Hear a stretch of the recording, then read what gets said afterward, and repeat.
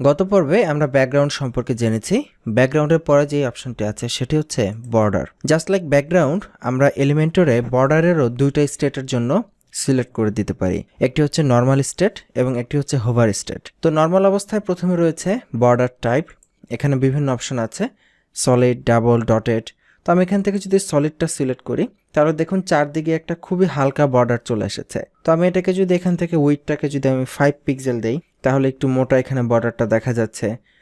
আপনি চাইলে এখানে টপ, রাইট, বটম এগুলোকে এখান থেকে আনলিঙ্ক করে আলাদা আলাদা বর্ডারও দিতে পারেন। যেমন আমি যদি চাই, আচ্ছা তার আগে আমি এখান থেকে কালারটা সিলেক্ট করে নিই। দেখুন এখানে কালারের অপশন আছে, এখান থেকে আমি বিভিন্ন কালারের বর্ডার দিতে পারি। তো আমি এখানে রেডটা চুজ করলাম, তাহলে দেখতে সুবিধা হচ্ছে। তো এবার আমি চাচ্ছি যে বটমে বেশি বর্ডার থাকবে, তাহলে আমি এটা এখান থেকে আনলিঙ্ক করলাম। বটমে ধরেন এখানে আমি 20 পিক্সেল দিলাম। এই যে 3 দিক থেকে বর্ডার এসেছে এরকম, আর বটম থেকে বর্ডারটা এরকম চলে, অর্থাৎ নিচের বর্ডারটা বেড়ে গেল। এইভাবে আপনি চাইলে লিঙ্ক করেও কাজ করতে পারেন বা আনলিঙ্ক করে আপনার কোনো দিকে বেশি বর্ডার প্রয়োজন হলে সেটা সেট করতে পারেন। এরপরে এখানে আছে বর্ডার রেডিয়াস। আপনি পিক্সেল বা পার্সেন্টেজ দুইটা ভ্যালুতেই এটা দিতে পারেন। আমি যদি এখান থেকে ধরেন 50 দিই তাহলে এটা একটু চারদিকে কর্নারিং হয়ে গেল। আপনি ঠিক একইভাবে এটাকে আনলিঙ্ক করে কোনো কর্নারে বেশি, কোনো কর্নারে কম এভাবে দিতে পারেন। যেমন আমি যদি এটাকে কেটে দেই, এটাকে আনলিঙ্ক করি এবং ধরেন রাইটে আমি 50 দিলাম, আবার লেফটে 50 দিলাম, তাহলে দেখুন একটা অন্য শেপের ডিজাইন হয়ে গেল, দুই দিকে কর্নার আর এই দুই পাশটা রাউন্ড। তো আমি এটাকে পুনরায় লিঙ্ক করে দিচ্ছি। এরপর আছে বক্স শ্যাডো। আপনি চাইলে আপনার এই, যেহেতু এটা এখন একটা বক্সের মতো কাজ করছে, আপনি এটাকে শ্যাডো দিতে পারেন। যেমন এখানে হরিজন্টাল, ভার্টিক্যালি আপনি শ্যাডোটাকে চেঞ্জ করতে পারেন, ব্লারটাকে বাড়াতে কমাতে পারেন, স্প্লিট করে দিতে পারেন। এইভাবে আপনি আপনার ইচ্ছা মতো এটার কালার চেঞ্জ, তারপর এটাকে ট্রান্সপারেন্সি কন্ট্রোল করা, এইগুলো আপনি কন্ট্রোল করতে পারেন। তো আমরা বক্স শ্যাডোটা বাদ দিতে চাই, এখানে জাস্ট ক্লিক করলেই বক্স শ্যাডোটা বাদ হয়ে যাবে। এরপরে এটা তো হচ্ছে আমাদের মূলত নর্মাল স্টেটের বর্ডার। এরপরে আমরা এখানে হোভার স্টেটে যদি যাই, যে মাউসের হোভার করলে বর্ডারটা কেমন হবে, তো এখান থেকে আমি হোভার সিলেক্ট করেছি এবং এরপরে বর্ডার টাইপ ধরেন এখানে সলিড, ডাবল। আমি যদি ডাবল চুজ করি তাহলে দেখুন এটা মাউস হোভার করলে বর্ডারটা অটোমেটিক্যালি ডাবল হয়ে যাচ্ছে। আমি এটাকে যদি একটু বড় করি, ধরেন 10 পিক্সেল দিই, তাহলে বোঝা যাবে। এই যে দেখুন আমি এটা হোভার করলেই বর্ডারটা ডাবল হয়ে বড় বর্ডার আসতেছে। আমি এখান থেকে বর্ডারের স্টাইল চেঞ্জ করতে পারি, ডটেড, এরকম ডট ডট আসবে। এরপর আরও বিভিন্ন স্টাইল আছে, তো আমি এটাকে আপাতত ডাবলই রাখলাম। ইভেন আপনি এটার কালারও চেঞ্জ করে দিতে পারেন। ধরেন আপনি যদি নীল কালার চান, দেখুন হোভার করলে নীল হয়ে যাচ্ছে। আর বাই ডিফল্ট আপনি যদি এখান থেকে কালারটাকে ক্লিয়ার করে দেন তাহলে যেটা মেইন বর্ডার সেইটাই, জাস্ট সেই রংটাই আসবে, শুধু হোভার হলে আপনি যে ডিজাইনটা চেঞ্জ করবেন সেই ডিজাইনটা আসবে।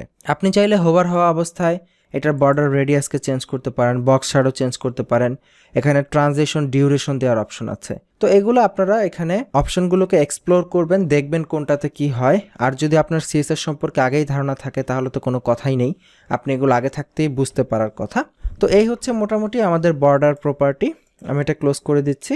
বর্ডার প্রপার্টির পরে রয়েছে পজিশনিং প্রপার্টি। তো পজিশনিং প্রপার্টিটা যে কোনো ওয়েবসাইটের জন্য অত্যন্ত ইম্পর্ট্যান্ট একটি পার্ট, এবং আপনি যদি সঠিকভাবে পজিশনিং প্রপার্টি ব্যবহার করতে না জানেন তাহলে, অর্থাৎ না জেনেই যদি আপনি ব্যবহার করে ফেলেন তাহলে ওয়েবসাইটে আপনার বেশ কিছু ইস্যু তৈরি হতে পারে। সো পজিশনিং প্রপার্টিটা ইনশাল্লাহ আমরা আগামী পর্বে দেখব। এখানে আমি আপনাকে সিম্পলি আরেকটু দেখাচ্ছি বর্ডার নিয়ে, যে আপনারা যখন কাজ করবেন তখন একটা ডিজাইনের সাথে আরেকটা ডিজাইন ম্যাচ করে আপনারা কাজ করবেন, তাহলে দেখবেন বিভিন্ন ধরনের নতুন নতুন বিভিন্ন ইফেক্ট তৈরি হয়ে যাবে। ফর এক্সাম্পল, আমি যদি বর্ডার এখানে যেটা রয়েছে এটা যদি আমি বর্ডার রেডিয়াস দিয়ে দিই, মনে করুন আমি এখান থেকে 100 পিক্সেল বর্ডার রেডিয়াস দিলাম, বা 100 বেশি হয়ে যায়, 50 পিক্সেল দিলাম, এরকম একটা কর্নার এসেছে। এবার আমি যদি এটার যে ব্যাকগ্রাউন্ড রয়েছে, ব্যাকগ্রাউন্ডে যে ছবিটা, সেইটাকে যদি আমি ফিক্স করে দিই, অ্যাটাচমেন্ট, এখান থেকে ফিক্সড অ্যাটাচমেন্ট দিই, এবার যদি আমি স্ক্রল করি তাহলে দেখুন এটা একটা অন্যরকম একটা ইফেক্ট হয়ে গেছে। এই অংশটাকে এখন আর হেডিং লাগতেছে না, এটাকে মনে হচ্ছে এটা একটা ছোট্ট একটা ক্যাপসুলের মতো বা ছোট্ট একটা ছবির ফ্রেমের মতো। আমি এটা এখান থেকে স্ক্রল করলে ব্যাকগ্রাউন্ডে ছবিটা শুধুমাত্র মুভ করতেছে। তো দেখতে কিন্তু দারুণ লাগতেছে। এইরকম আপনারা আপনাদের নিজস্ব চিন্তাভাবনা, নিজস্ব ক্রিয়েটিভিটিকে কাজে লাগিয়ে বিভিন্ন ইফেক্টকে একটার সাথে আরেকটা জুড়ে জুড়ে আপনারা নতুন বিভিন্ন ধরনের স্টাইল তৈরি করতে পারেন। এটা সম্পূর্ণ আপনাদের উপর। তো এটা জাস্ট একটা ধারণা ছিল যে মাত্র দুইটা অপশনকে একসাথে করে কীরকম সুন্দর ইফেক্ট তৈরি করে ফেলা যায়। কোথায় ছিল আমাদের শুধুমাত্র একটা হেডিং, সেই হেডিংকে আমরা ব্যাকগ্রাউন্ড দিয়ে, বর্ডার দিয়ে, ব্যাকগ্রাউন্ড অ্যাটাচমেন্ট চেঞ্জ করে এখন এটা একটা অন্যরকম ডিজাইন মনে হচ্ছে যে এটা একটা ছবির ফ্রেম জাস্ট দৌড়াদৌড়ি করতেছে, ব্যাকগ্রাউন্ডে একটা ইমেজ। তো যাই হোক, এখানে আপনারা চাইলে আরও ইফেক্ট অ্যাড করতে পারেন।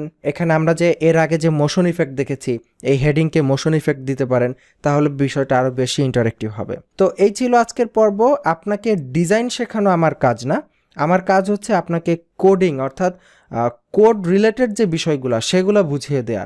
ডিজাইন তো যে কেউ, আপনি চাইলে যত বেশি সময় দিবেন তত সুন্দর করতে পারেন।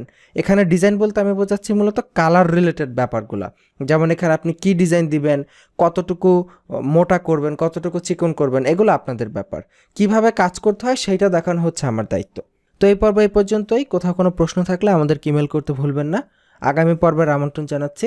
আর আমাদের টিউটোরিয়ালের ব্যাপারে যদি আপনার কোনো মতামত থাকে বা আপনার কোনো যদি অভিযোগও থাকে, তাহলে ডেফিনেটলি আমাদেরকে জানাবেন। আর হ্যাঁ, আপনাদের দেয়া সাজেশনগুলো আমাদের কাছে খুবই গুরুত্বপূর্ণ। সো অবশ্যই প্রতিটা সেক্টরে আমাদেরকে সাজেশন দিতে ভুলবেন না। যখনই মনে হবে যে আমরা কোনো পার্ট ভালোভাবে বোঝাতে পারি নাই বা আপনার কাছে ভালো লাগে নাই, নিঃসন্দেহে আমাদেরকে সাজেশন পাঠিয়ে দিবেন। কিন্তু দয়া করে যৌক্তিক সাজেশন পাঠাবেন।